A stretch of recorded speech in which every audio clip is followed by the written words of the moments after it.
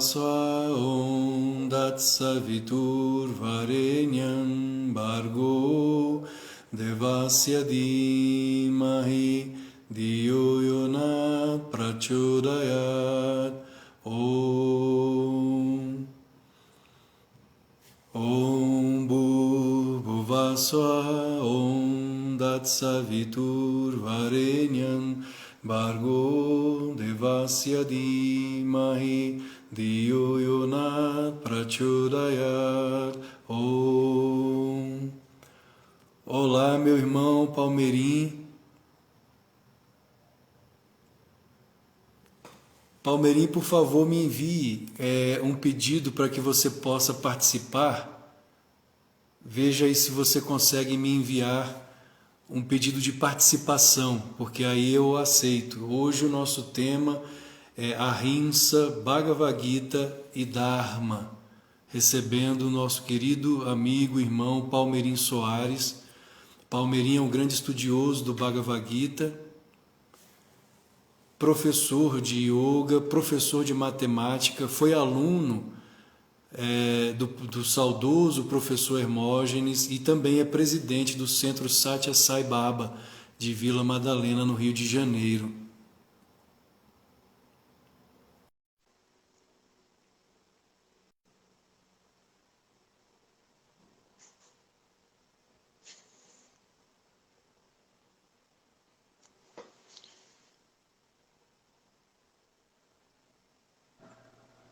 Olá, meu irmão, namastê. Namastê. Que ótimo Tá me receber. ouvindo bem? Me ouve Tá, bem? tá me ouvindo bem? Sim, sim, eu ouço bem. Está me ouvindo bem também? Estou. Tudo bem, Per- tudo ótimo. Perfeito. Boa noite a quem está chegando agora. Namastê.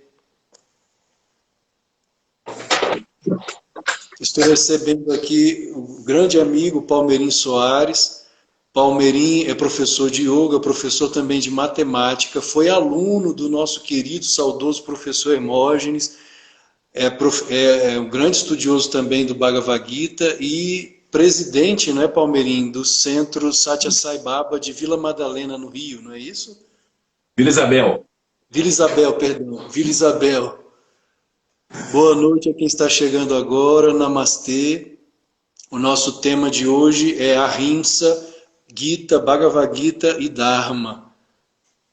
Namastê, boa noite a todos. Palmeirim, meu irmão, esse tema, infelizmente, na minha opinião, ele é pouco ou nada tratado na atualidade por nossos irmãos do yoga. E o Gita, como é dito, né, pelos grandes mestres, é a Bíblia do hinduísmo. O Bhagavad Gita é a palavra do Senhor Krishna, do Avatar Krishna, o avatar mais amado da Índia. E quando nós não estudamos o Gita a fundo, quando nós não buscamos essa compreensão do Bhagavad Gita a fundo, né, que eu tenho o Bhagavad Gita na versão comentada por Paramahansa Yogananda, é como Muito se bom. nós deixássemos de lado a essência do próprio yoga. E o yoga então se torna algo mais físico, sem a compreensão profunda, mística, esotérica, o lado profundo do yoga. Ele se torna mais somático. E nós perdemos os shastras, os próprios Vedas, os Upanishads, esses textos sagrados que são fundamentais à compreensão do yoga mais profundo. E esses temas que estamos trazendo hoje aqui, que estão muito em voga na nossa sociedade e muito incompreendidos por muitos dos nossos irmãos que praticam, que se dizem praticantes do yoga, como a ahimsa, né, a não violência, e o próprio Dharma, presentes no Bhagavad Gita. Por isso o Gita ali inserido nesse tema de hoje. E a minha proposta de chamá-lo aqui hoje se torna, de certa forma, polêmica. A Rede Yoga Book, tentando seguir os passos do nosso querido Gandhi, do nosso querido Mahatma Gandhi, que foi um político, um santo político, não é, do século XX. Ele falava de política. Então, a rede Yoga Book, de alguns anos para cá, isso no YouTube, nós tínhamos um grande número de visualizações. Os vídeos com menor visualização era 200 visualizações, sempre de 200 para cima. E a partir do momento em que eu resolvi entrar também nesse campo, falar realmente abertamente qual a minha visão, qual a minha posição política, como yogi, sim, como o próprio Paramahansa Yogananda, pai do yoga no Ocidente, aclamado, um dos pais, não só ele, mas Swami Vivekananda, porque foram eles os iluminados a trazer o yoga para o Ocidente. Claro que você, como discípulo de Sai Baba, né, um outro iluminado, mas Sai Baba permaneceu mais ali na Índia. Então eles são aclamados pais do yoga, Vivekananda e Yogananda, porque eles vieram ao Ocidente. Né? Vieram para o Ocidente e tiveram uma grande influência no Ocidente, né? Muito grande. Foram os precursores, vamos dizer assim. Pois é, e Yogananda, ele não estava, como eu posso dizer, ele não estava desligado da questão política mundial. O próprio embaixador da Índia, na época de Yogananda, Rajan Sen, uma das coisas que o impressionou, a primeira coisa que ele fala a respeito do encontro, o primeiro encontro que ele teve com Yogananda, foi que ele viu literalmente uma luz no rosto de Yogananda, uma espiritualidade como ele nunca havia visto. E a segunda coisa que o impressionou muito, além da espiritualidade, ele afirmou que Yogananda é um homem do espírito, mas totalmente antenado com os acontecimentos políticos de sua época. Como foi o caso também de Gandhi. Se Gandhi não estivesse antenado com o que ocorria à sua volta, se ele permanecesse ali só em meditação, a Índia talvez até hoje fosse colônia da Inglaterra. Não é? Então foi a atitude, foi a ação de Gandhi, ainda que dentro das armas da não violência ativa, que conseguiram libertar a Índia. E Yogananda era totalmente antenado também com a questão política. Então, a partir do momento em que a rede Yoga Book começou a falar de política no YouTube, as visualizações despencaram. E nós também começamos a sofrer censura da própria plataforma, do próprio YouTube. E é bem possível que isso ocorra aqui conosco também pelo Instagram. Eu já vou logo alertando você, Palmeirinho. As visualizações despencam. Só que eu me sinto no dever, eu como praticante de yoga, eu me sinto no dever de falar alguma coisa, de não permanecer sobre o muro, diante dos acontecimentos políticos que ocorrem atualmente, diante da própria figura, não é, o ensinamento de Gandhi, do meu guru, que é Paramahansa Yogananda, creio que o próprio Swami Vivekananda também não era nenhum alienado, muito pelo contrário, ele também com certeza tinha esse conhecimento. Você, como discípulo de Sai Baba, não é, sei que tem esse conhecimento, você não está alienado do que ocorre à sua volta. Não. É por isso que eu convidei, mas essa é a questão. Não é? Então, discutir esses três tópicos, Ahimsa, Gita e Dharma, dentro dessa conjuntura política que ocorre hoje, sabendo que, muito provavelmente, muitos dos nossos irmãos talvez não venham a compreender, mas nós estamos fazendo a nossa parte, ouçam-nos ou não, é uma tentativa, né, de falar alguma coisa, de colocar o nosso ponto de vista e que sejamos respeitados ou não, mas que possamos falar, porque quando somos amordaçados por esse politicamente correto, né? Eu particularmente não me sinto bem. Eu não me sinto bem em falar do yoga, em falar de Deus, em falar do cristianismo. Também sou autor de obras voltadas para o cristianismo, seguindo o meu guru, que é Yogananda, tentando promover esse diálogo entre yoga e cristianismo. Eu não me sinto confortável em permanecer em silêncio, amordaçado, calado diante de tudo que ocorre nos dias atuais. Claro. Não, eu assim, agradeço a oportunidade de falar e de estar aqui, né? Gosto muito do canal aí, né? Assim, inclusive assisti você falando sobre Vivekananda e Yogananda como precursores, foi muito boa, né? A palestra, gostei muito. Mas, enfim, o que você disse é verdade. O que acontece? A própria Bhagavad Gita, ela é em si uma. Só contextualizando um pouco, né, já que a Gita está incluída aí no tema da live, né? A Bhagavad Gita, que talvez algum não conheça, é um livro, como você disse, né, considerado assim, mantidas as devidas proporções, como a Bíblia do hinduísmo, vamos dizer assim, né? É claro que a Gita é um livro universal que é para a humanidade, assim como os Vedas, né? Os Vedas vieram com a criação, quer dizer, não pertence exatamente ao hinduísmo, ou à religião nenhuma, mas à humanidade. É um legado, né? Na verdade, faz parte da própria criação. E a Bhagavad Gita é considerada assim, como se fosse mais uma Upanishad, vamos dizer assim, né? Que são os Upanishads são a parte final dos Vedas, né? Que trata de Vedanta, o final dos Vedas e tudo. Mas enfim, é considerado um livro sagrado, é um livro sobre Dharma, sobretudo sobre Dharma, né? Que é um tema extremamente difícil para nós, sobretudo aqui em Kali Yuga. O que acontece? Até mesmo espiritualistas estão sujeitos à ilusão, como a gente já tinha falado uma outra vez, né? Sempre. Todas as pessoas estão sujeitas à ilusão. E uma das coisas mais difíceis é você ter discernimento, né? Viveka, Uhum. em certas situações.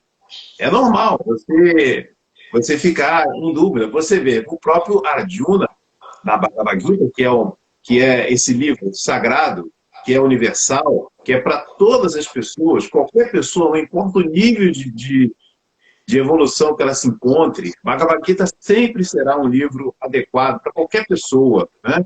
Porque, afinal de contas, você não pega um livro como esse, que é uma escritura, para aprender e colocar em prática tudo que está escrito ali de uma vez só, né?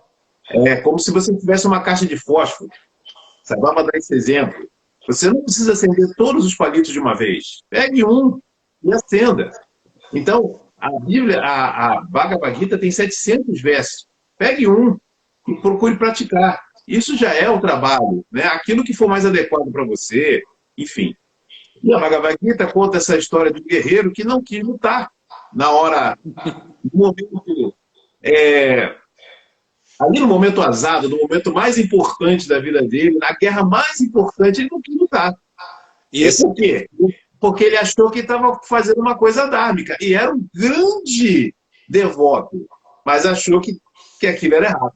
agora, Palmeirinho, esse é o ponto em que muitos de nós, não é, praticantes do yoga, estudiosos do yoga, pensamos que a batalha de Kurukshetra ela é apenas metafórica, quando na verdade os mestres afirmam que a batalha de Kurukshetra ela tem sim o lado psicológico, Dharmakshetra, a batalha da consciência dentro de nós, mas ela também foi histórica. Ela também ocorreu, inclusive Kurukshetra é uma cidade, o campo da batalha de Kurukshetra existe. Os indianos não Exatamente. consideram a batalha de Kurukshetra como algo metafórico, como se a batalha fosse metafórica, ou seja, que os exércitos dos Pandavas e dos Kauravas não tenham se enfrentado. Eles consideram que isso ocorreu como fato histórico. Mas muitos de nós, hoje, queremos levar a batalha apenas para o lado psicológico. Alegórico. O Yogananda é muito claro em relação a isso. Ele fala, o lado psicológico é fundamentado na versão histórica. Ou seja, aí é que entra também a questão de Ahimsa. Bom, se a batalha de Kurukshetra ocorreu de fato com armas, dois exércitos, inclusive fratricida, né? Uma batalha entre primos, uma batalha entre parentes, entre familiares, fratricida. Onde entra a Ahimsa? não é? Onde entra a não violência? Esse é um Eu acho que tema... a sua internet está falhando um pouquinho, Então, Palmeirinho. Voltou. Você conseguiu pegar o que eu falei? não, eu ouvi tudo. Viu? Isso é Ótimo. um tema importantíssimo, é isso mesmo.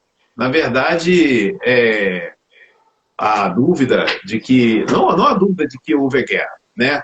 O Dharmaksheta é chamado assim porque nesse campo grandes sábios praticaram rituais védicos, né, cumprindo o Dharma e aquela parte dos Vedas chamada Karmakanda, que é dos rituais, que é das práticas em que você foca nas ações morais e éticas para levar uma vida divina. Então, por isso é chamado Dharmaksheta, né? Mas é também um campo de batalha, também. E ele ocorreu realmente, ele realmente existiu, né? E nós temos algumas... O que acontece? A parte mais bonita, né, o que é mais incrível nesse mundo criado por Deus, é que todas essas coisas, né, que acontecem, por exemplo, uma guerra, seja o que for, sempre tem a sua contraparte alegórica espiritual, sempre. Né? Isso é muito bom. E isso acontece com a Bhagavad Gita. Você realmente, o livro fala de uma guerra, e como você falou, Yogananda, na Bhagavad Gita lindíssima, maravilhosa dele, comenta sobre isso. Fala sempre sobre os dois lados. Inclusive, quando ele comenta, já ali no versículo 33, ali no capítulo 2, ali no versículo 33, capítulo 2, Yogananda fala das duas coisas. Uhum. Exatamente do sentido alegórico e também da guerra. E ele fala, tem até uma frase aqui, deixa eu ver se eu acho essa frase dele, que ele diz assim, embora, olha, são palavras... Deixa eu ver qual é o versículo que ele está comentando, é o 32. No versículo 32 do capítulo 2, Yogananda está dizendo assim, embora a força em si seja um mal,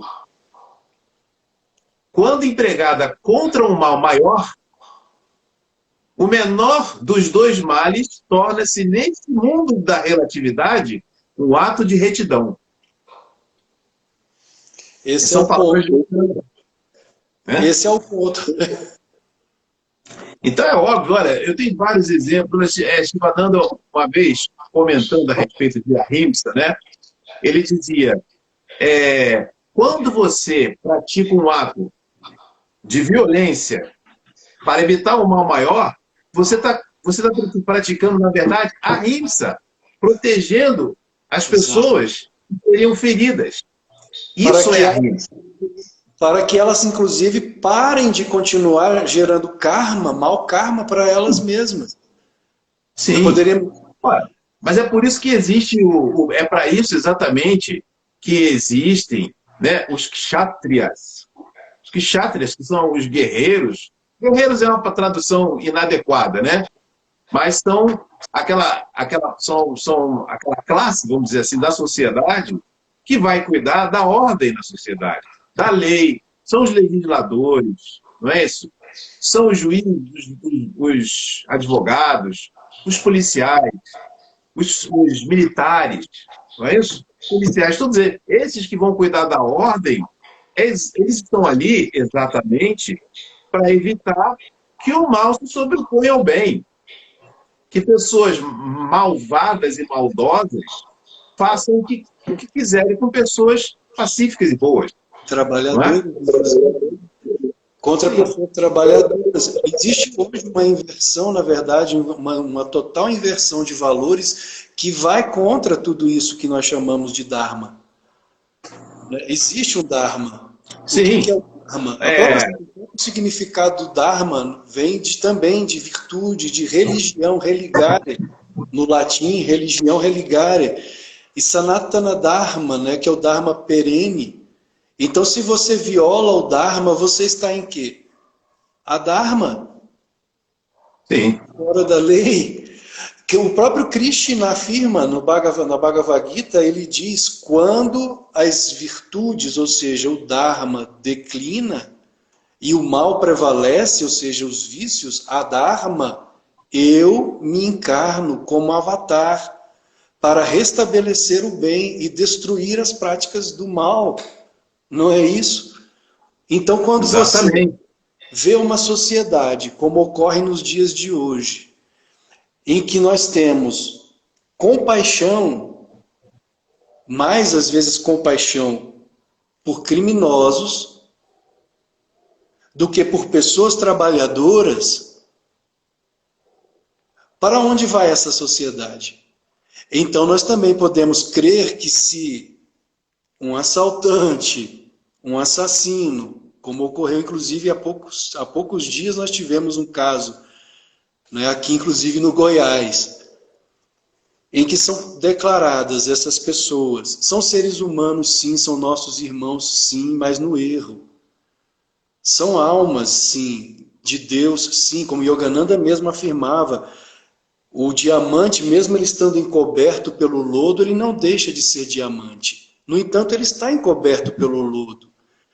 Enquanto ele está encoberto pelo lodo da ignorância, da perversidade, da falta de compaixão, de empatia pelo outro, ele está gerando, ele está praticando, na verdade, a dharma, o crime, e Com gerando certeza. karma contra ele mesmo e contra os outros, matando, roubando, assaltando, Sim. mentindo, nossos políticos, corrompendo, se tornando corruptos, roubando da sociedade. Então, são vítimas, na verdade, dentro de uma visão, creio eu, dentro de uma perspectiva do yoga, não da sociedade em si, mas, na verdade, deles mesmos, de seus próprios pensamentos errados e atitudes erradas, que levam a cometer o crime. Porque Sim. se você vai a uma favela, grande parte, talvez a grande maioria, 90% das pessoas que vivem nas favelas são pessoas trabalhadoras que estão dentro do Dharma. Mesmo sofrendo, a grande maioria sofreu na infância. Quem não sofreu na infância? Quem não teve um problema ou outro? E querer justificar os nossos erros, afirmando sou vítima do meu pai ou da minha mãe, ou vítima da sociedade, para promover o erro, para promover mal, você está, na verdade, pagando o mal com mais mal. Se a sociedade errou com você, você então tem o direito de assaltar, de mentir, de roubar e de matar? Não, não tem. Isso é uma, vamos dizer, uma justificativa completamente infundada do ponto de vista espiritual. Não é verdade? Primeiro que ninguém tem culpa da dificuldade pela qual qualquer pessoa passa. Ninguém tem culpa de você estar passando por dificuldade. Tudo o que acontece conosco é resultado de nossos próprios atos. Você não pode culpar nem Deus, porque ele sim fez a lei do karma, tudo bem? E o que está acontecendo com você é resultado da lei criada por ele, mas essa lei existe exatamente para punir o mal e favorecer o bem. A própria lei do karma já é isso. A própria vida está dizendo a você que o mal ele tem que ser punido. Não porque não há compaixão, não é nada disso. Compaixão, sim, nós temos que ter por todos, até mesmo pelo bandido. Mas isso não significa deixar ele fazer o que ele quiser Como e Rama. deixar proliferar no mal. A compaixão em relação a uma pessoa que pratica o mal e que está prejudicando pessoas boas, ferindo, né, seja o que for, a compaixão com relação a essa pessoa é impedir que ele continue fazendo isso, porque quanto mais ele faz, mais ele prejudica a si mesmo. E não é somente isso. Quando você, isso está na Bhagavad Gita, quando você deixa de fazer o que tem que fazer, isso é pior do que fazer uma coisa errada. A Bhagavad Gita ali, pelo versículo 35, por aí, no capítulo 2, diz isso. não cumprir com a sua... Krishna falou para Arjuna, não cumprir com o seu dever quando ele é necessário é pior do que você cometer um pecado. É pior do que fazer a coisa errada. É muito pior.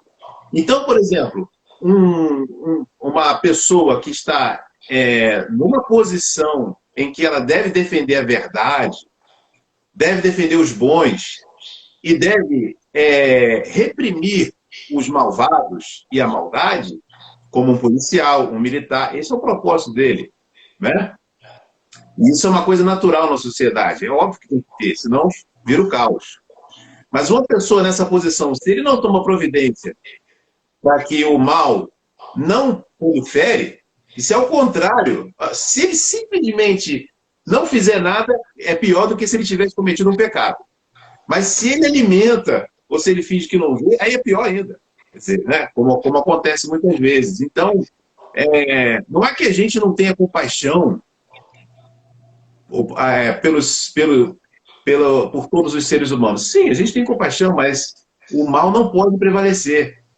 E quando você está nessa postura, nessa posição de impedir isso, como um juiz, um advogado, absolutamente equivocado, por exemplo, do ponto de vista espiritual, do ponto de vista médico, que um advogado, por exemplo, minta. Ele não pode mentir. Mas isso é uma coisa natural na prática de advogados, por exemplo. Normalmente, né? Não é sempre. Mas acontece. Você mente, mas não deveria, porque o advogado, ele na verdade, ele está na caça dos kshatriyas. Ele tem que defender a verdade e a justiça. O Shivananda conta a história de que nunca mentia. Ele não mentia nunca. Então, o que aconteceu? Chegou um ponto em que quando ele ia para uma audiência e tudo, e diante do juiz, o juiz dizia assim, já sei, esse advogado não mente, se ele está falando é porque é verdade. E ele ganhava todas as causas. Chegou um ponto na profissão dele que ele ganhava todas as causas. Por quê? Porque ele, quando ele ia defender alguém, ele dizia assim, vou defender você de acordo com a lei, mas jamais vou mentir. Jamais mentirei. Então, se você roubou, eu vou dizer que você roubou. E eu vou apenas defender você de acordo com a lei, mas jamais vou defender o mal ou falar uma mentira. Né? Esse é o dever do kshatriya. Ele tem que defender a verdade e a justiça. Ele tem que impedir que o malvado seja bem-sucedido nas suas más intenções. Seja de que forma for. Até que, isso, estou falando de um kshatriya.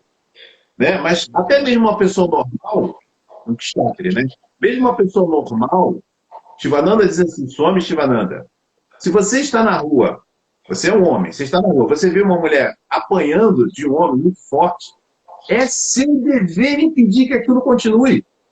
E você nem é policial. Mas ele diz, é seu dever. Se você não faz isso, você errou. Isso ocorreu até com Moisés. Ele defendeu mulheres de um assaltante. E ocorreu também com Santo Antônio. Santo Antônio de Pádua. O próprio Yogananda, ele afirma, a polícia é necessária, porque sempre haverá pessoas neste mundo de má índole, de má conduta, a dharma. Então, quando nós privilegiamos ou afirmamos, é uma vítima da sociedade, nós estamos esquecendo daquela grande maioria, como já falei, que vivem nas favelas e são trabalhadores. E mesmo em condição social não tão abastada, mas eles preferem ir para o caminho do Dharma, do bem, do trabalho, do esforço pelo próprio suor, do que ir para o crime, o assalto, que é violência. O matar os outros, isso é violência. E a Ahimsa, não é? A Ahimsa, inclusive a própria ordem Ramakrishna Vedanta, de Swami Vivekananda, existe um texto, é a síntese do hinduísmo, em que eles deixam ali claro que a Ahimsa, a não violência, ela não viola, ela não é violada no caso da legítima defesa, quando a defesa é de fato legítima. Defender-se não é errado, atacar é errado, porque você está violando o Dharma quando você ataca. O Betinho escreveu aqui: no direito administrativo há a figura do dever do poder. Exato, Betinho. Inclusive o próprio Dharma, ele é dividido em 5. Né? Vyakti Dharma, que é o Dharma pessoal, em que você é você com Deus. Eu não sei sânscrito, me perdoe, Palmeirinho, se eu pronunciar errado. O Parivarika Dharma, que é a conduta com a sua família, ou seja, é o amor que você deve alimentar pela família. Inclusive a família tem sido muito atacada e o yoga não comporta isso. É só estudar o yoga. É só estudar o yoga. Não precisa saber sânscrito. Eu particularmente sou professor de yoga, eu não sei sânscrito. E não tenho vergonha nenhuma de afirmar que não sei sânscrito. Ramakrishna era analfabeto. Analfabeto, exatamente. Pois é, então, mas os textos estão todos aqui. Então, se nós não estudamos o yoga, né, qualquer praticante do yoga que ama realmente o yoga e qualquer professor de yoga, se não estuda o yoga, o que está fazendo no yoga? Se eu aceito qualquer ideia que venha de fora do yoga como verdade absoluta, excluindo o yoga. Então tem também o Parivarika Dharma, que é essa conduta da minha particular com a minha família, o amor à família. O Samandhya Dharma, que é o amor à sociedade. O Rastra Dharma, que é o amor à nação. Amar a sua nação, isso é yoga. É um dos dharmas. E o Manava Dharma, que é o amor à humanidade. Amar a humanidade. Sem essas 5 formas de Dharma, eu estou aonde? Fora do Dharma. Em Adharma. Isso mesmo. Não, é porque 2 coisas. Não é mais fácil você acreditar nas suas próprias ideias ou na sua própria sabedoria do que ter humildade de aprender ou de estudar, porque, na verdade, por exemplo, a Bhagavad Gita não é um texto fácil de entender. Você pode, ainda mais hoje em dia, na Kali Yuga, nós vivemos numa era em que Kali Yuga é a era da mentira. O que mais prevalece é a mentira. Além do Adharma, né, que na verdade aqui em Kali Yuga só 1/4 do Dharma é praticado, só 1/4 do Dharma é praticado. Nós estamos na era do Adharma. Né? Mais um pouquinho não tem mais Dharma nenhum. E é por causa desse 1/4 de Dharma, é por causa desse 1/4 de Dharma, as coisas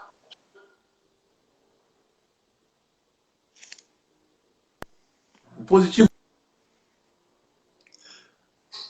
sempre superam o negativo. Palmeirinha, sua internet está falhando um pouquinho. É suficiente para superar essas dificuldades de Kali Yuga. Né? Então, na Kali Yuga, a mentira prevalece. E você vive numa cultura onde professores, hoje em dia, além de estarem confusos, eu sou professor, eu posso falar porque eu convivo, né? Eu vivo no meio. Os professores, além de estarem confusos, não terem uma base espiritual, nem acreditarem em nada espiritual mais, né?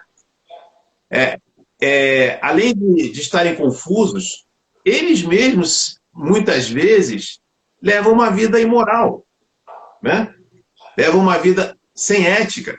Tem professores que ficam com alunos, na verdade. Então, isso é quando, na verdade, um guru, né, ou um professor, vamos dizer assim, né, são conceitos diferentes, mas um professor que estaria na caixa dos brahmanes, entre aspas, assim, de certa forma, ele deveria ser absolutamente ético, um exemplo. Não é verdade? Então, há muita confusão nessa era que a gente vive, tudo está confuso, quer dizer, a própria cultura, a própria educação. De criança você recebe uma educação, um exemplo péssimo dos professores, não é verdade? a pessoa cresce dessa forma e troca tudo. É óbvio que isso também há um trabalho intencional de seres da Terra e fora da Terra para que isso aconteça, não é? E isso vem sendo feito há muito tempo. Mas, mas a verdade é que o mal jamais vencerá o bem. Não existe mal absoluto. Não pode acontecer. Você vê que não existe. Você chega na Kali Yuga, é só um quarto do Dharma. Depois você volta para Satya Yuga, tudo de novo. Jamais vai existir o mal absoluto, onde não existe Dharma. Não. O bem absoluto existe, o sumo bônus. O bem absoluto existe, mas o mal absoluto não existe. Jamais vai existir. Né? E jamais, qualquer plano maquiavélico, qualquer plano, seja de que ideologia for, para destruir religião, para destruir família, que isso tudo acontece hoje em dia na sociedade, né? Para se infiltrar e aparelhar universidades, escolas, para fazer uma engenharia social, para modificar o pensamento das pessoas, para que elas não acreditem mais em Deus, para que não levem uma vida espiritual, para que relativizem tudo, inclusive o que é certo e errado. Isso tudo é para confundir as pessoas. Mas todo esse plano jamais será bem sucedido. Ele faz apenas parte de uma engrenagem kármica. As pessoas precisam passar por certas coisas, só isso. Mas jamais esse plano será bem sucedido. Apesar de que é importante que aqueles que são os kshatriyas lutem, não é? Para que o mal não prevaleça, como existe o ditado. Quando o bem silencia, o mal prevalece. Então, é isso aí dos kshatriyas. O kshatriya também, no sentido esotérico, no sentido interno, é exatamente aquele que está na batalha de Kurukshetra, Dharmakshetra, contra as forças psicológicas dos Kauravas, né? Ou seja, as forças psicológicas da ilusão, que não estão só dentro do ser humano, do indivíduo, mas também de forma coletiva, como vemos hoje, ocorrendo hoje. Sim. Eu até, com a sua permissão, Palmeirinho, gostaria de ler só um pequeno trecho aqui, de Yogananda, ele falando a respeito dessa questão que nós estamos vivendo hoje. É o volume 1, são 2 volumes do Bhagavad Gita comentado por Yogananda. Ele diz o seguinte aqui, a página 32 da introdução. Ele fala o seguinte, veja só que interessante, esses sentidos bolchevistas, nós sabemos que são os bolchevistas, né?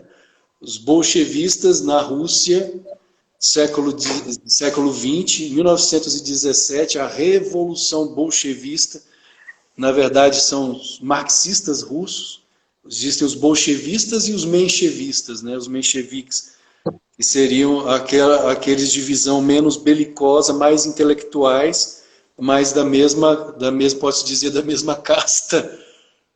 Esses sentidos bolchevistas, rebentos da mente sensorial cega, Dhritarashtra, só produziram doença, preocupações mentais e a pestilência da ignorância e da fome espiritual, em virtude da falta de sabedoria no reino do corpo. Claro que ele está fazendo aqui um trocadilho, né? Mas ele é bem claro. Os sentidos bolchevistas, não é, marxistas. Existe um outro livro de Yogananda, que é o Romance com Deus, a páginas 66 e 67, que ele é mais claro ainda a esse respeito. Ele conta até uma historinha, e ele faz o alerta, que ele é claro, não sou eu que estou falando, não é Alexandre Campelo que está falando, é só ler, é só pegar ali o livro Romance com Deus, Paramahansa Yogananda, editora Self-Realization Fellowship. Ele afirma que se o marxismo, bolchevismo, e tomar conta da sociedade, inclusive essa também é uma profecia de Nossa Senhora de 1917 lá em Fátima, ela alertou sobre isso, não valerá a pena viver.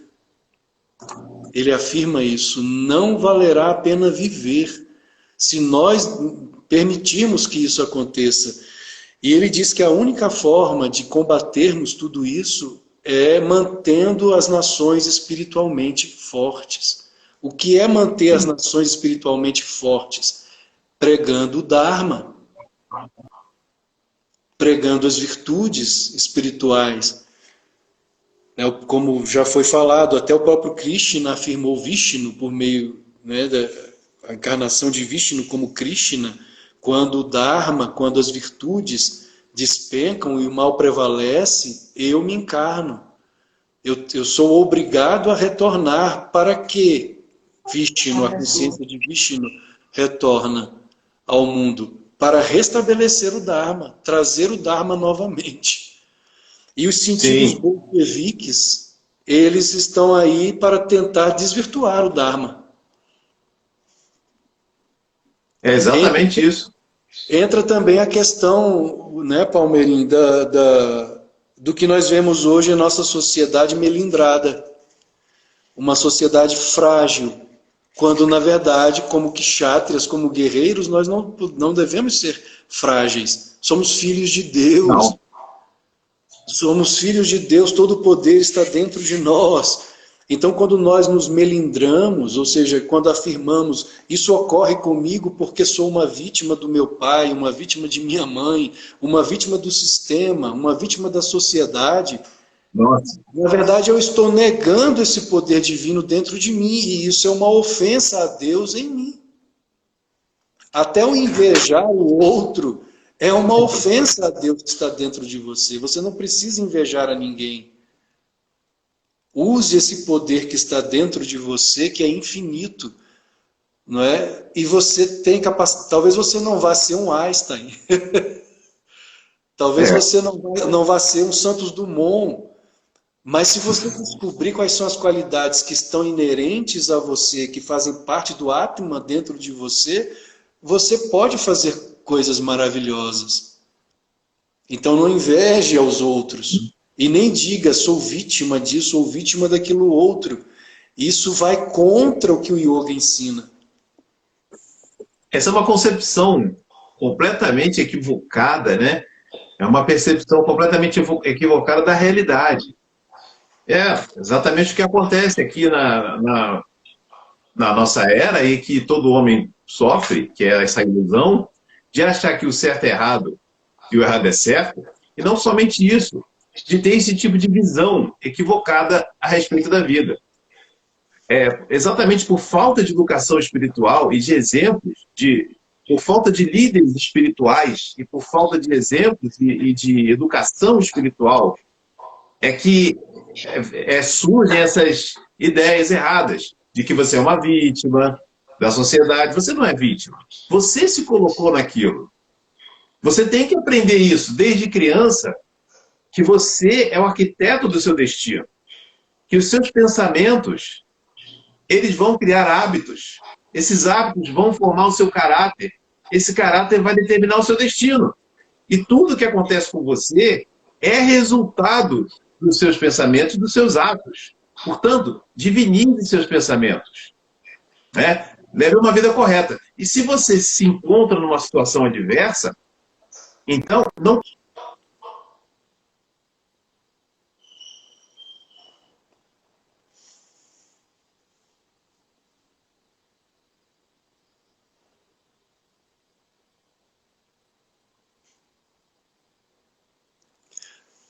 Eu acho que a internet... Voltou. Está falhando. Deixa eu ver uma coisa aqui.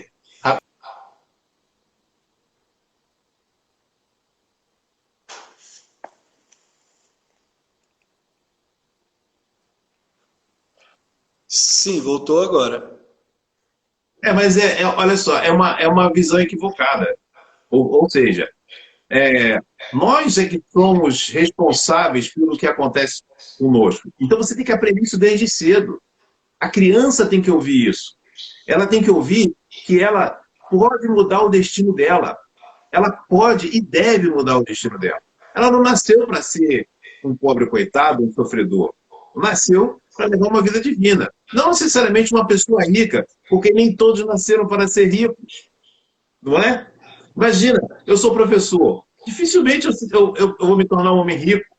Mas eu tenho que entender, quando você tem essa visão espiritual, de que existem castas naturais, né? Não castas porque o homem quer estabelecer e dizer assim, não, você nasceu aqui, agora você vai ser guerreiro, o sujeito não tem nenhum jeito para ser guerreiro. Isso o próprio Yogananda fala na Gita, né? Foi o que aconteceu com a Índia. Né? Mas, enfim, a casta a que você pertence, ela está de acordo com os gunas e com o seu karma. A sua própria natureza, né? As tendências naturais com as quais você nasceu, e o seu próprio karma é que vão determinar a qual casta você pertence. Se você for uma pessoa que é mais rajásico, talvez seja mais adequado você ser um kshatriya, né? Então, tudo isso, quer dizer, todas essas coisas, se você tem essa visão de que você, por exemplo, se você tem... Eu tenho certeza que eu nasci para trabalhar com educação, não tenho a menor dúvida disso. Então, esse é meu dever, essa é a minha missão. Eu não tenho que me preocupar em ser rico. Eu não me preocupo com isso. Isso é para o Vaishya. Eu não sou Vaishya. Por que eu tenho que ficar nisso? Não. O que acontece com a sociedade? A própria escola, os próprios professores ensinam que você tem que ser rico. Não, você não tem que ser um homem bom, de bom caráter, para servir a sociedade. Não, você tem que ser rico. E aí, se você coloca prioridade na riqueza, você pode cometer qualquer tipo de deslize ético ou moral para obter o objetivo principal com riqueza, quando deve ser o contrário. Você deve levar uma vida ética, divina. Não é importante que você seja rico. Não é importante, isso não é o mais importante. Mas se for da sua natureza, um grande produtor de riqueza, vamos dizer assim, você nasceu com essa missão. Então que seja. Agora, também não precisa invejar quem é, porque não faz sentido isso. É como se a mão tivesse inveja do cérebro. Não é? Isso não faz sentido nenhum. Todo mundo está cumprindo seu papel. Ninguém é mais importante do que o outro, na verdade. Todas essas ideias são ilusórias. Então, por falta de toda essa orientação espiritual, essa carência, escola nenhuma ensina isso. Não ensina você, olha, você tem certas tendências. Seja feliz cumprindo sua missão. Seja uma pessoa de bom caráter. Se você for uma pessoa boa, honesta, todos vão confiar em você e você nunca vai ter dificuldade na vida. Faça o bem. Pense o bem. Pratique o bem. Seja verdadeiro, fale a verdade. Seja honesto. E todos vão abrir as portas para você. E você nunca vai ficar em dificuldade. Não é verdade? Isso é o mais importante. Mas não, você não recebe esse tipo de orientação. Você recebe orientação para ser rico. Então, por causa de toda essa confusão, essa inversão de valores, é que se chega a isso. Ah, eu sou um pobre coitado. Você não foi ensinado que você é divino. Não, você não é, você é divino. Se você está numa situação difícil, é porque você fez com que você chegasse nessa própria situação. É uma situação autoengendrada. Foi você que fez isso. Então, e você pode sair disso. Aprenda a usar as leis do pensamento. Exatamente. Para que você saia dessa situação. É isso que tem que ser ensinado. Mas não. Esse tipo de pensamento, tudo isso faz parte de um programa, de uma engenharia social, para que os valores sejam invertidos e gere essa confusão. Isso inclusive, é uma tática comunista, não é? Tem uma passagem, eu sou devoto de Sai Baba, eu sei muito bem o que eu estou falando. Sai Baba, num livro chamado Conversações com Sai Baba, ele conta que havia uma região lá na Índia que tinha sempre muita confusão.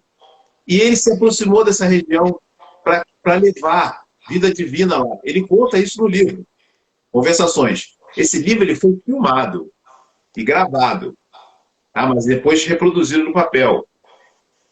Por Hislop, que era um devoto dele, muito próximo dele.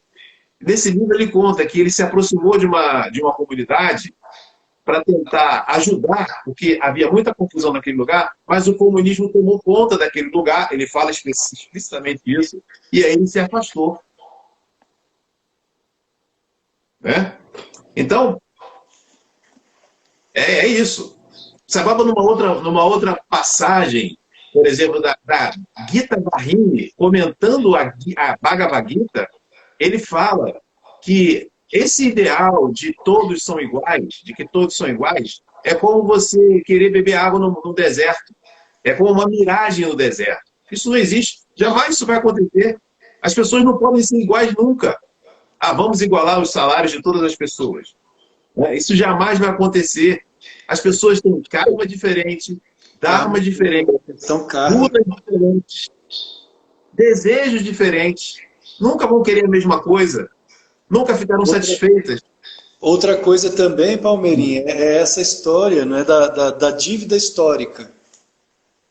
Da dívida histórica. Vamos supor, dentro até da ideia, não só do karma, mas também da reencarnação, vamos supor que Alexandre Campelo, em uma vida passada, foi negro e escravo. Eu fui negro e escravo em outra vida. Hoje estou aqui com uma pessoa de pele branca. Então a dívida kármica, a dívida histórica fica para quem? Para mim? Eu vou pagar a mim mesmo? Boa pergunta. É estranho, não funciona, não encaixa na visão do yogi. Se você raciocinar dentro como um yogi, como dentro do dharma, do karma, das ideias de reencarnação, então você tem que negar a reencarnação. Você também tem que negar a existência de karma. Aquilo que Jesus também ensinou, né? Nós escolhemos o que semeamos. Karma. Não funciona dessa forma. Inclusive, é uma das coisas que hoje se fala muito, né, do socialismo, do comunismo, como se fosse uma coisa muito bonita. Mas as pessoas que acham que é bonito nunca leram um livro como esse, por exemplo. Ou como esse aqui. Para ver as coisas horríveis que ao longo do século XX foram feitas. Verdadeiro genocídio. Né? Esse livro, Sussurros, A Vida Privada na Rússia, de Stalin, Joseph Stalin, foi o maior genocida russo. Ele foi pior do que Hitler, muito pior do que Hitler. Mao Tse-tung ainda foi pior. Não é? Isso aqui, os horrores contados, narrados aqui, os gulags, campos de trabalho forçado, para mulheres, inclusive. Olha só, a ideia que prevalece, inclusive, na essência mesmo do comunismo, é essa aqui. Um jovem falando o seguinte, página 173 do livro Sussurros, A Vida Privada na Rússia de Stalin.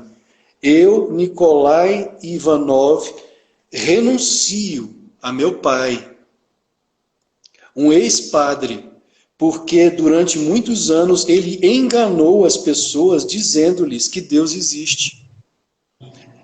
E é por esse motivo que estou cortando minhas relações com ele. Ou seja, o comunismo, o socialismo, ele é contrário à ideia de Deus. O yoga não.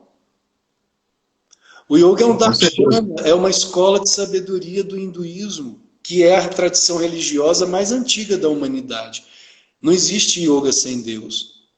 Sem Deus não há yoga. Existe o Hatha Yoga, as práticas psicofísicas do Hatha Yoga, mas só o Hatha Yoga não é o yoga completo. Sim. Sem yamas e niyamas, sem os sutras de Patanjali, os angas de Patanjali, você não tem o yoga completo. E quando você inclui Patanjali, ou mesmo Krishna, o Bhagavad Gita, ou mesmo os Vedas, você não pode excluir Deus. Mas a essência do comunismo exclui Deus. Inclusive Karl Marx, pai do comunismo, pai do socialismo, do marxismo, em sua obra O Lanen, ele jura vingança contra Deus e contra a humanidade. Não é nem ateísmo mais aí, porque quando você jura vingança contra Deus, você não é um ateu. Você se torna um satanista, não mais um ateu. E as atrocidades promovidas ao longo do século XX eu não tenho coragem de ler isso aqui para vocês. Apenas um pequeno trecho, que não é tão dramático. O livro todo são 800 páginas. 800 páginas de sofrimento do povo russo. Eles sabem o que é o comunismo, assim como também os ucranianos, os poloneses, né, a Polônia, terra do nosso saudoso Papa João Paulo II, que lutou contra o comunismo, João Paulo II. Né? Eles sabem o que é o comunismo. Aqui ao nosso lado, Cuba, eu fiz amizades, eu estive na Colômbia há 2 anos atrás, eu estive na Colômbia e fiz amizade com venezuelanos que vão à Colômbia pedir ajuda. Motoristas de Uber colombianos, quando você pega um Uber ali em Cartagena e você vai conversar com os motoristas de Uber, eles são unânimes em afirmar, há algum tempo atrás, os venezuelanos vinham aqui à Colômbia trazer dinheiro para o turismo. Hoje você vê os venezuelanos, famílias inteiras nas ruas vendendo pirulito nos sinais. Pai, né, homens, mulheres, idosos, crianças. Eu vi de perto, fiz amizade com eles. E eles são unânimes em afirmar. E o problema começou quando Hugo Chávez se tornou presidente, né, da Venezuela. Aqui diz o seguinte, sobre os gulags, os campos de trabalho forçado na Rússia. O Alzir era o maior dos 3 campos de trabalho no sistema do Gulag, destinados a prisioneiras do sexo feminino. Os outros eram o campo de trabalho de Tomsk e o campo de Tenikovsk, na República de Mordóvia, construído às pressas para atender a necessidade urgente do regime por prisões para as esposas de inimigos do povo, para as esposas daqueles que se opunham ao sistema comunista na Rússia, bolchevique, que é exatamente o que Yogananda cita, o bolchevismo. O pior dos inimigos, página 66 de O Romance com Deus. E é uma perseguição, então, à família que vai contra o Dharma, não é? Porque é o Parinvanika Dharma, que é o Dharma da família, o amor à família. Então, o comunismo ele vai contrário a isso, na tentativa de destruir a família. Ele vai contra também ao Samandhya Dharma, que é o amor, é a conduta virtuosa na sociedade. Ele vai contra o Dharma da nação, do amor à nação, amor à pátria, como Mahatma Gandhi foi um grande patriota e nacionalista. Então, Mahatma Gandhi foi nazista, por ser patriota, por ser nacionalista, então ele é um nazista? Não. O próprio Yogananda afirma, aprenda a amar primeiro a Deus, expanda esse círculo de amor à sua família, depois aos seus vizinhos, à sua pátria.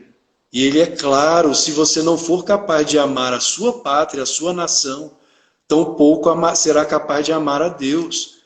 E expandindo esse círculo de amor, inclua o mundo inteiro. Né? Aí entra o Manava Dharma, que é o amor por toda a humanidade. Mas sem isso, é comunismo. E comunismo, nesse caso, se nós estudamos o que Karl Marx realmente queria, é sinônimo de satanismo, não de ateísmo. Porque o ateu não crê em Deus. Marx, ele foi, inclusive na sua juventude, Marx foi um profundo religioso, cristão, que por um motivo desconhecido se revoltou contra Deus. E passou então a criar um sistema que não é, na verdade, para combater o capitalismo, mas quando bem compreendido é para combater a espiritualidade, como vemos ocorrendo no Tibete. Desde 1950, quando o Exército Vermelho Chinês invadiu o Tibete, ainda hoje os tibetanos sofrem, porque são proibidos de praticar a sua religião, que é o budismo. Porque a religião, como o próprio Marx afirmou, né, na visão dele, é o veneno, é o ópio do povo. Sim, esses países comunistas eles não deixam as pessoas terem liberdade. Elas não podem nem ter religião. Na própria Coreia do Norte, você não pode, de jeito nenhum, ter uma Bíblia. E é um partido comunista. Né? Você não tem esse tipo de liberdade. Na verdade, o marxismo, né? Marx era um filósofo, vamos dizer assim, né? Se é que se pode chamar de filósofo. Mas a visão dele era completamente materialista, baseada no materialismo. Ele não acreditava, não sei se ele acreditou uma época, eu nem sabia disso, né? Já li várias coisas sobre Marx, mas não sabia que ele tinha sido religioso, não sabia. Mas ele se baseou na filosofia dele no materialismo, que era uma coisa dominante na época, né? Então ele faz comparações com máquinas, essas coisas, que era uma coisa que dominava na época. Mas toda a filosofia dele é absolutamente antivédica. É contrário totalmente, totalmente. Tudo. Ele, por exemplo, acha que os trabalhadores devem assumir o controle, não é? Político de um país, por exemplo. Isso é totalmente... É como se você quisesse que o pé ficasse no lugar da mão. Exatamente isso. Não é? Porque o trabalhador, ele tem uma função linda, maravilhosa. Você já imaginou uma sociedade sem lixeiro, sem pessoa que limpe, sem pedreiro? Isso não existe a sociedade assim. Essas pessoas são importantes, mas ela tem uma função. A função dela não é legislar, não é cuidar da organização social, não é fazer com que a justiça... Não é essa a função dela, porque ela não tem gunas para isso, ela não tem karma para isso, não é o dharma dela, e se ela fizer isso, ela está em adharma. Não é?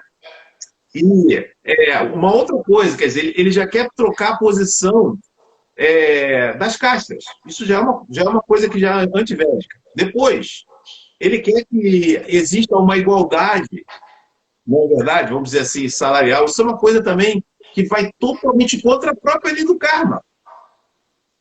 Que isso? Pois é. Você agora... Todo mundo vai receber a mesma coisa, isso é uma coisa completamente antidivina. Ela não é assim que funciona. Meritocracia é a coisa básica espiritual.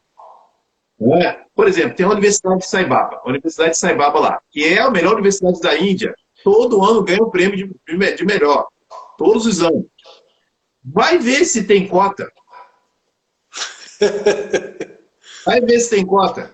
O sistema para entrar é uma prova dificílima. Tá certo? Sababa tem uma visão de educação bastante diferente do Ocidente. Ele diz que educação não se cobra, nem saúde.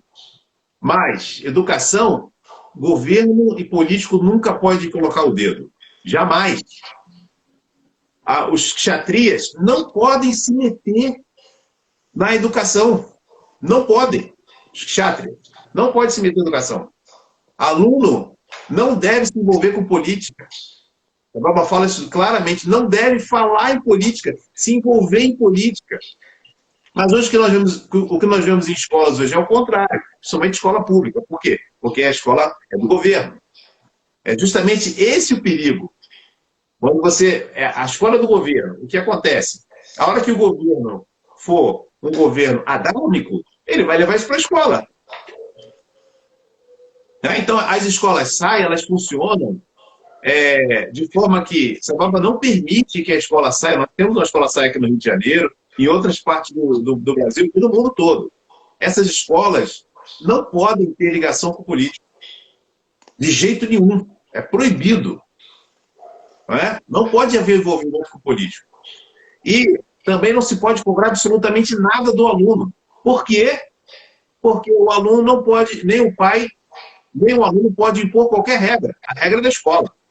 Ou você se enquadra, tem disciplina, respeito, estuda e tem resultado por mérito, ou você sai da escola. E nenhum pai, porque está pagando, porque na hora que você paga, ele diz assim, eu estou pagando, né? Eu tenho 3 filhos aí, entendeu? Dá um jeitinho aí, e às vezes a escola acaba cedendo. Por quê? Porque o sistema é esse. O sistema de educação e valores humanos, o sistema de escola Sababa, não pode ter político no meio, não pode receber ajuda pública, não pode. E são as próprias pessoas pessoas que acreditam, e que querem fazer esse trabalho. É assim que funciona uma sociedade védica, vamos dizer, do ponto de vista védico, né? As pessoas que têm dinheiro, que geram riqueza, elas ajudam essas causas. E funciona muito bem, sem colocar o nome dele. Não é também para aparecer o nome da empresa. Não, não pode ter esse tipo de influência. Tem que ser totalmente puro. Não é? Então, se você é um empresário, você tem o seu próprio dinheiro, você quer ajudar, sem que você coloque o nome da sua empresa envolvida, você quer ajudar porque você sabe que isso é importante para a sociedade, inclusive para formar pessoas que vão depois trabalhar na sua própria empresa, então você ajuda. Você gera riqueza para isso. Não é? Para ajudar a sociedade. Nós nascemos para ajudar a sociedade. Nosso corpo existe para servir. Não é para ser servido ou adquirir prazeres e mais prazeres em detrimento da felicidade dos outros. É o contrário. Mas nós não aprendemos isso.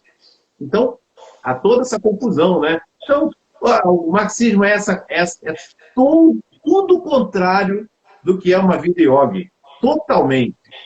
E socialismo é a mesma coisa. Esse aí o socialismo é aquele lobo com carne ou com roupa de carneiro, que Jesus falava. Exatamente. Ele diz que é bonzinho, que ele quer cuidar dos pobres e tudo, não é verdade? Mas eu não preciso eu não preciso que cuidem de mim. Eu cuido de mim mesmo. Deus cuida de mim. Essa é a visão. Eu vou, através do meu próprio esforço, entendeu? Levando uma vida dármica, eu serei protegido por Deus. Eu não preciso de um Estado para me proteger. De forma nenhuma. Se todos levarem uma vida dármica, se cada um cumprir com o seu dever, não é? Sem corrupção e tudo mais, o mundo funcionará perfeitamente bem. E eu não preciso que ninguém cuide de mim, ou diga o que eu tenho que fazer ou não, se eu devo tomar vacina ou não, se eu devo ir para a escola ou estudar na casa dos meus pais com os meus professores. Isso quem decide sou eu. Ninguém tem que determinar esse tipo de coisa. Nos tempos védicos, os pais escolhiam os professores, né, para os seus filhos. E o professor tinha o direito de aceitar ou negar. Se ele fosse qualificado, muito que bem. Se não fosse, não quero. Não quero seu filho como meu avô. Não tem qualificação. Ele é indisciplinado, ele não obedece, ele não gosta de estudar. Isso aí é falta de compaixão? Isso é falta de compaixão? Pois é. Vai num guru e diz assim, eu quero levar a vida espiritual, eu quero receber o conhecimento. A Shivananda conta em umas cartas, né, e nos livros dele, que várias pessoas chegaram, eu quero me dedicar à vida espiritual, amigo, dá um tapinha, amigo, volta para o seu país, casa e tem filho. Você não é qualificado. Isso é falta de compaixão? Isso é não dar oportunidade à pessoa? Não, a pessoa é desqualificada. Então ela não pode. É só isso. Isso é karma, isso é justiça, isso é dharma, isso é verdade. Exato. O socialismo, na verdade, nos tira a autonomia. Você se torna um autômato, ou seja, uma máquina, um robô, em que você não pensa mais. O Estado pensa por você. O Estado, você fica só em casa, e na verdade, na prática, não é assim. Na prática, não é assim, basta ler, né, essas obras, esses estudos. Você vai para campos, na verdade, ao longo de todo o século XX, não foi só na Rússia. Não é? Na verdade, são diversas nações que passaram por essa situação. É um livro negro do comunismo escrito por ex-comunistas. Está aqui, ó, a grossura. Eu tenho esse livro. De diversas nações, inclusive a ilibada Cuba. Bem aqui. Cuba passou por isso. Gulags, campos de concentração, trabalho forçado, existia em Cuba. Sim. Mas Fidel Castro, o doce Che Guevara. Era um assassino. Era um assassino. Genocida que matava, que tinha prazer em matar no paredão, o paredão. Inclusive matava homossexuais. E homossexuais e negros. Ele tinha prazer. Ele achava que era uma raça pura. Ele afirmou isso na ONU, né? Matamos, fuzilamos sim e continuaremos fuzilando. Ele afirmou na própria ONU. Então, uma ilusão tremenda. Paramahansa Yogananda deixou claro isso, como você falou, Sai Baba também. A Ordem Ramakrishna Vedanta fala a respeito desse assunto também. Claro que o conhecimento está aí para quem quer. Agora, o socialismo faz uma lavagem, uma tremenda lavagem cerebral. Você não é autônomo, nem para raciocinar, nem para pensar e nem para agir. Você quer o socialismo, então esteja consciente que os seus direitos lhe serão retirados. Você terá deveres, mas não direitos. Nem mesmo de pensar por você mesmo. Você não tem esse direito. Não, isso que você está falando aí, o que acontece? Você não precisa se preocupar com os seus direitos. Essa é uma frase de Sai Baba. Não precisa se preocupar nem exigir seus direitos. Isso aí é uma coisa em voga muito no socialismo, no comunismo, né? Meus direitos. Preocupe-se com o seu dever. Na verdade, o foco tem que estar no dever, porque se cada um cumprir o seu dever, os seus direitos estarão automaticamente garantidos. Basta que todos cumpram o seu dever. Pronto.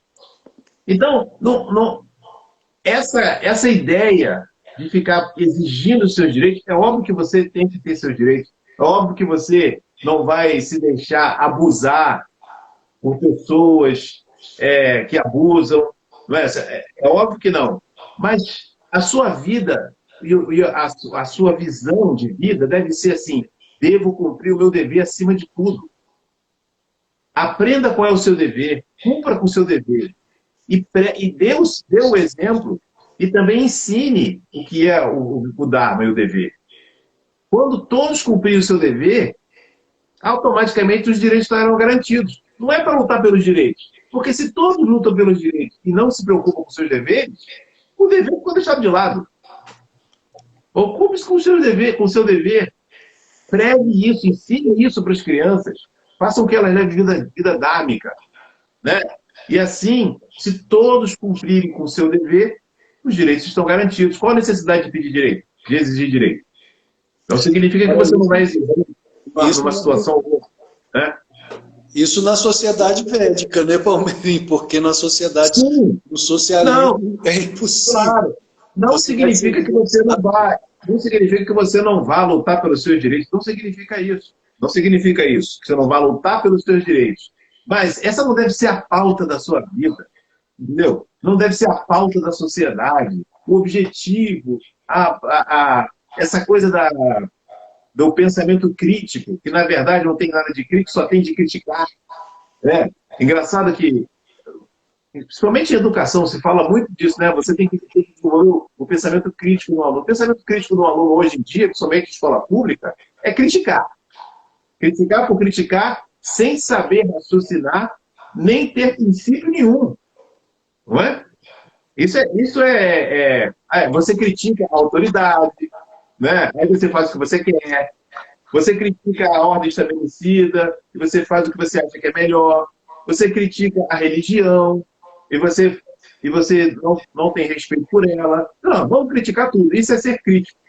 Por que eu tenho que aceitar? Né? Quer dizer, ou seja, não é o verdadeiro pensamento crítico é você usar o seu raciocínio, usar a experiência, né? Observar o que acontece e chegar a uma conclusão do que se você deve obedecer ou não, o que é melhor ou não, baseado no seu raciocínio, baseado em princípios lógicos. Uhum. E não porque você acha que não é, porque você não gosta. É porque é mais agradável ser assim, fazer o que quer. Na verdade, não é pensamento crítico, mas é o que é passado hoje em dia, né? Então você vê essa deturpação absoluta de tudo, né? Se uma pessoa realmente quer levar uma vida espiritual e estuda, né? E procura praticar principalmente uma vida espiritual, vai perceber que tudo isso, essas filosofias, essas ideologias, são completamente contrárias à vida espiritual. Completamente contrárias. Exatamente. Palmeirim, as lives aqui pelo Instagram, antigamente a duração era de 1 hora. Agora, se eu não me engano, é de 1h30. Nós já estamos com 1h15.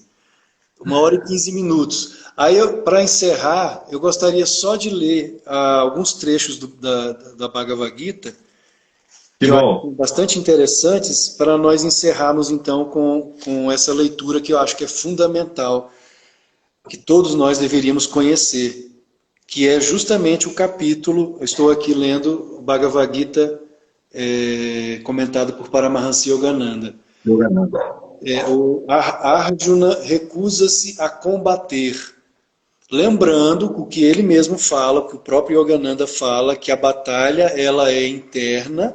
Então, quando Arjuna se recusa a combater, ele está se recusando a combater os defeitos, os vícios, né, e psicológicos que são representados pelos Kauravas. Isso a nível interno. E a nível externo, histórico, como nós sabemos que a batalha foi histórica, foi fratricida, ele teve compaixão porque eram familiares, eram parentes dele. E aí diz o seguinte: contemplando todos esses parentes alinhados diante dele, o filho de Kante encheu-se de profunda comiseração e disse melancolicamente: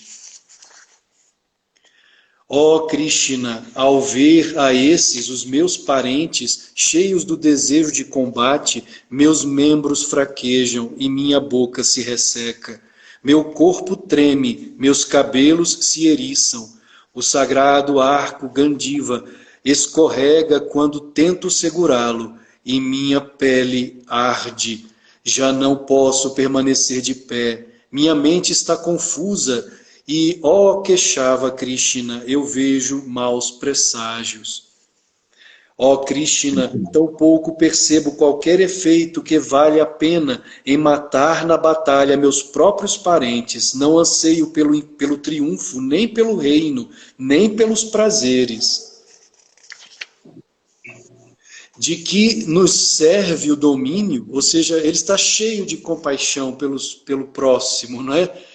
Vamos ver o que Krishna vai falar mais à frente.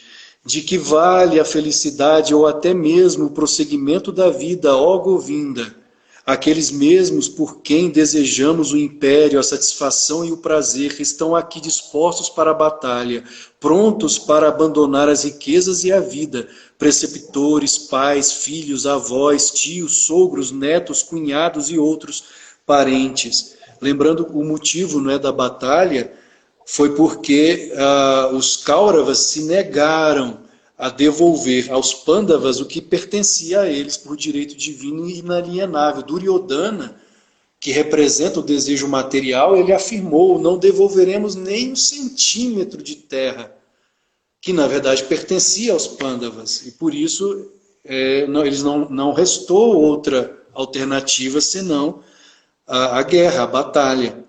Embora esses parentes tentassem destruir-me, ó Madhusudana, eu ainda não poderia querer destruí-los, mesmo que isso alcançasse o domínio dos 3 mundos, quanto mais, então, por causa deste pedaço mundano de terra. Que felicidade poderíamos obter, ó Janardana Krishna, com a destruição do clã de Dhritarashtra? Matar esses criminosos só nos lançaria nas garras do pecado. Portanto, não temos justificativa para aniquilar nossos próprios parentes, a prole de Dhritarashtra. Ó Madhava, como poderíamos alcançar a felicidade matando nossos próprios familiares? E aí ele continua o discurso dele cheio de compaixão e Krishna, então, por fim, responde. Deixa eu só passar aqui, ver onde estão as palavras do Senhor Krishna.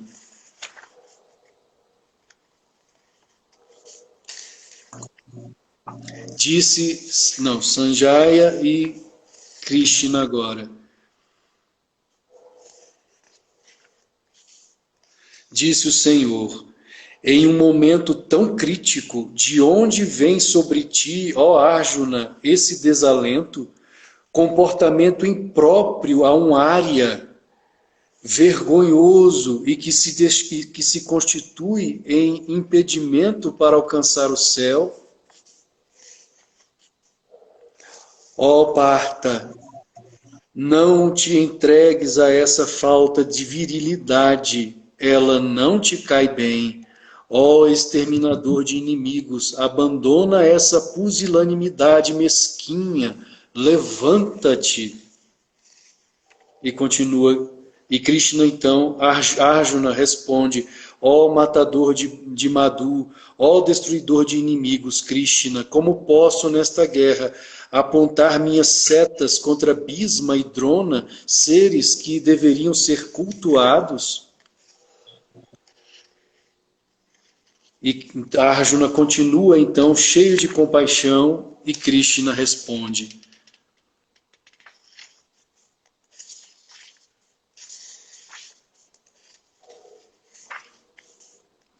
Disse o Senhor bem-aventurado, tu estás te lamentando por quem não merece tuas lamentações. Todavia, proferes palavras de sabedoria. Quem é verdadeiramente sábio não se lamenta pelos que estão vivos, nem pelos que já foram. Ou seja, resumindo, nós não somos o corpo.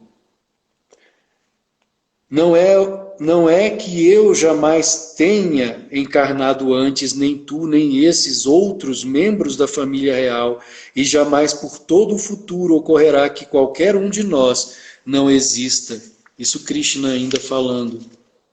Ó filho de Kanti, assim como no corpo o eu encarnado passa pela infância, pela juventude e pela velhice, assim é sua passagem para outro corpo, o que não perturba os sábios. As ideias de quente e frio, prazer e dor são produzidas pelo contato dos sentidos com seus objetos. Essas ideias são limitadas por um começo e um fim. São transitórias, ó descendente de Bharata, suporta-as com paciência. E Krishna então vai falando, ninguém mata, ninguém morre. Somos a alma imortal e indestrutível. Nenhuma arma pode destruir a alma, nem a água pode molhar, nem o fogo pode queimar. Então teu lamento, na verdade, é compaixão falsa. Você está lamentando, na verdade, pelo corpo. E enquanto o corpo vive para produzir a dharma, a morte dos outros, o crime, o roubo, a mentira, o assalto, você está, na verdade, permitindo que o adharma continue. E é isso que, em essência, Krishna quer dizer. Então, levante-se e lute como um guerreiro, um kshatriya. Porque quando o bem silencia, já não é mais Krishna que fala, mas tantos outros, quando o bem silencia, ou quando o bem permanece inerte, o mal prevalece. Mas isso está falando, a própria Gita fala isso de outra maneira, né? Pois que é isso, se você não cumpre com o seu dever, não é pior do que se você tivesse errado. Se você se nega a fazer o que você tem que fazer, e óbvio que você tem que defender o bem. Isso qualquer pessoa, não é só o kshatriya, né? Você não pode deixar o mal prevalecer em lugar nenhum, nem na sua casa, nem no seu trabalho, em lugar nenhum. Você tem que, de alguma forma, evitar que o mal prevaleça ali. O mal, se apareceu diante de você, é porque é você que tem ali agora a responsabilidade de lidar com ele, de uma maneira ou de outra, não é? De algum jeito, da forma que for possível. Enfim, é isso. Então você não pode se calar, você não pode não cumprir com o seu dever. Né? Agora, a questão é, quando você pensa que o Dharma é adármico, aí Pois é. Esse que é o problema. Palmeirinho, nós estamos quase chegando ao limite. Vamos fazer o seguinte, eu vou fechar esta aqui, nós voltamos mais 10 minutinhos, pode ser, porque a Ana ela pediu, falem mais sobre a legítima defesa. 10 minutinhos para falarmos sobre a legítima defesa e encerrarmos, pode ser? Claro. Então eu vou fechar esta live agora, porque está acabando o tempo, e abro uma outra de 10 minutos apenas. Já retornamos. Tá bom.